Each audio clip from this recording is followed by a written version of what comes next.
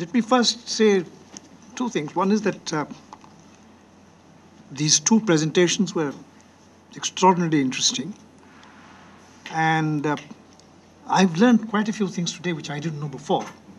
Now, one thing, for instance, is that I was not aware that penstock pipes also have a major impact on the ecology, that it divides an ecological system into two.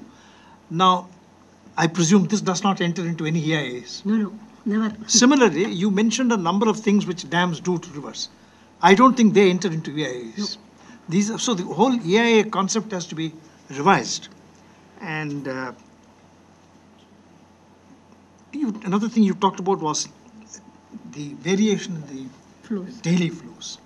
Now, if you ask an engineer in the Central Water Commission, he will count the regulation of the lean season flow as a benefit. What you are saying is it's killing the river. Yeah. Now, this is two completely divergent points of view. This is something which I think the whole thing has to be rethought. One of they actually say that dams regulate river flows, which is even Nepal also claims this, that if you build a dam in Nepal, benefits will be conferred on the downstream India through the regulated flows for which you must pay. Now, we say we take a similar view vis-a-vis Pakistan. Now, these are all things which you are turning absolutely topsy-turvy. It's very interesting.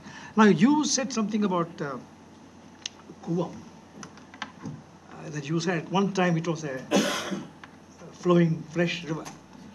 Now, that must have been a long time ago, because even when I was a schoolboy in Madras, it was already notorious as a stinking dead river.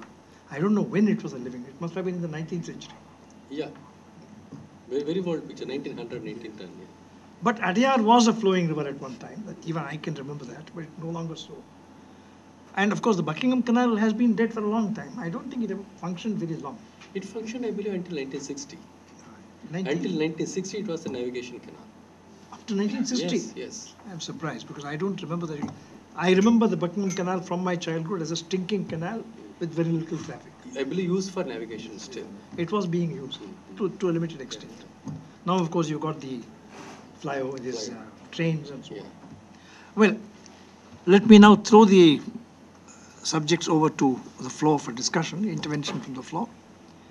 I just have one thing. Latha, Yes. Use mic. Use the mic, please.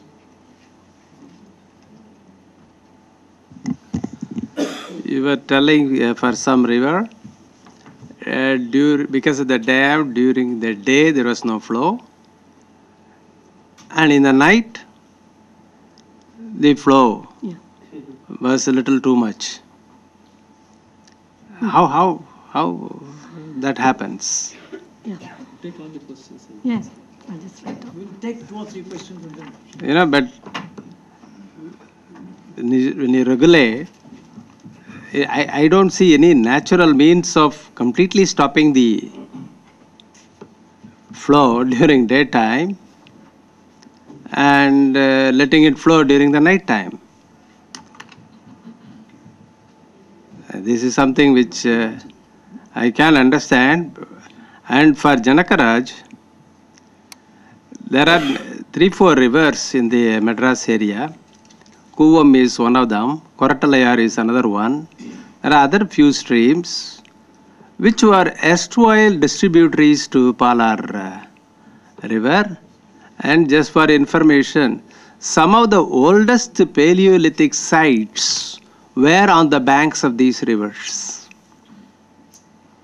Human civilization seemed to have also at least existed in this even Paleolithic time. I'm talking about more than 5,000 years ago.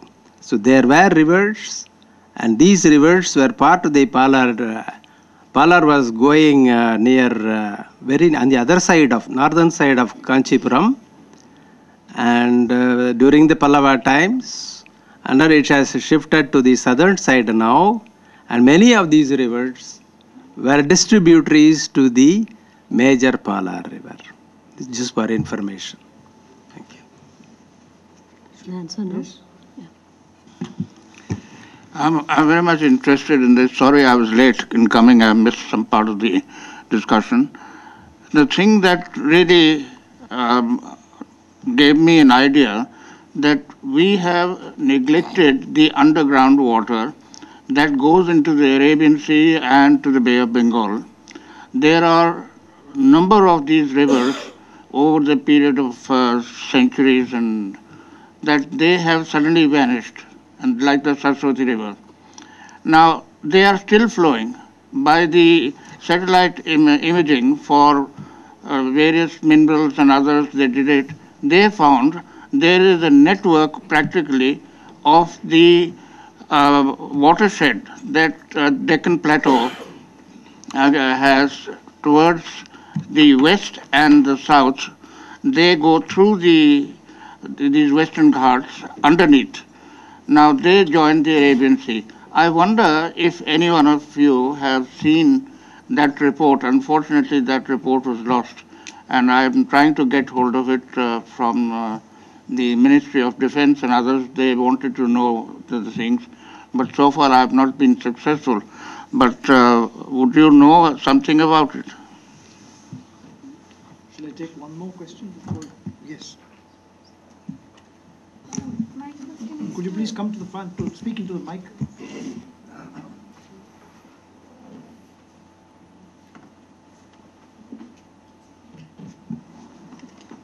My question is to Dr. Latha. I would like to have your opinion on my two questions. One is about Adirapalli Dam, the proposed Adirapalli Dam.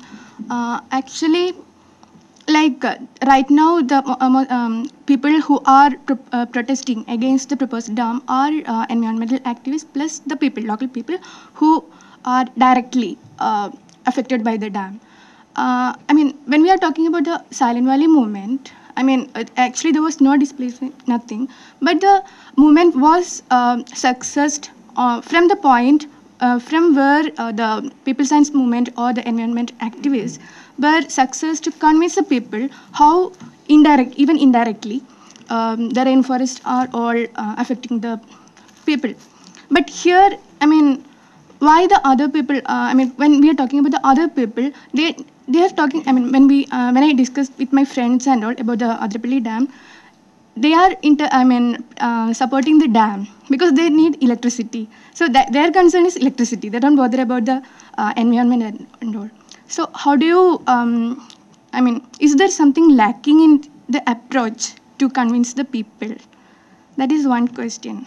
I mean, is the approach from the environmentalist or holistic, or I mean, do you need something else? Another question about the Mullaperiyar Dam. I mean, most of the people from Kerala, they want to decommission the dam, but at the same time, the Kerala is proposing another new dam to provide the water for Tamil Nadu. But as dams itself are, ecologically not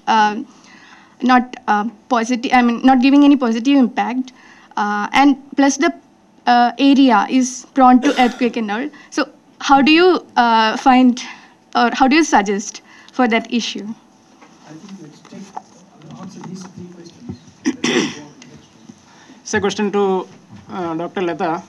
Just 1 minute. Please speak. Yeah. Would you like to start? Well, I have most of the questions have been addressed to Latha, but then I just want to make one observation about the groundwater flow that you are talking about, which is true of all rivers in India, not only in our rivers in Tamil Nadu and Kerala. But the issue is actually two. One is that in most of the cities, the drinking water needs are met from the pumping of water from the riverbeds. And now that's what I call the riverbed aquifer. Riverbed aquifers are getting more and more drier because of the pumping. And in fact, 60 to 70% of the drinking water needs, for instance, in Tamil Nadu, are coming from the groundwater, and most of it is up from the riverbeds. They have what is called the combined drinking water scheme, in which they have a series of wells in the riverbed, and then pump millions of gallons of water every day to feed the growing urban population. And secondly, the sand mining issue. If you keep on sand mining in the riverbeds, I mean, the withholding capacity of the river, the groundwater is going down. And that is another reason why there is no water flow into the sea. As you said, it used to be the case where the groundwater subsurface stream used to go into the sea. Today it is no more. That is because, one, because of the extraction. Secondly, there is no sand existing. So if there is no sand, there is no there is no a riverbed aquifer. If there is no riverbed aquifer, there is no stream base flow into the sea. That is one. And secondly, with regard to the hydropower generation, which in fact you were raising, it is dam versus development. That's a that debate is going on. Well, you have to really have some kind of a balance. If you ask me, I would not say that you should not have a dam for generating electricity. It's eco-friendly after all, one would say, because you are not emitting CO2. If you go for a thermal power station, then you are really emitting quite a lot of CO2. That is again bad in terms of the global warming and environmental damage and contributing to climate change. Whereas hydropower is considered eco-friendly, but there again there has to be some kind of a balance. Like a silent valley is a very bad idea. I don't know about this particular the dam that you are talking about, but the hydropower generations should be encouraged in a sort of a balanced fashion. You cannot say no to it. And then, of course, you are right. The last point with regard to whether a new dam is the solution for the Mullaperiyar, particularly that this dam is also going to come up in the seismic zone, and secondly also that every dam is going to have its own lifetime. If not today, tomorrow you will have to decommission, because every dam has got its lifetime. So I'm sure that's not the solution.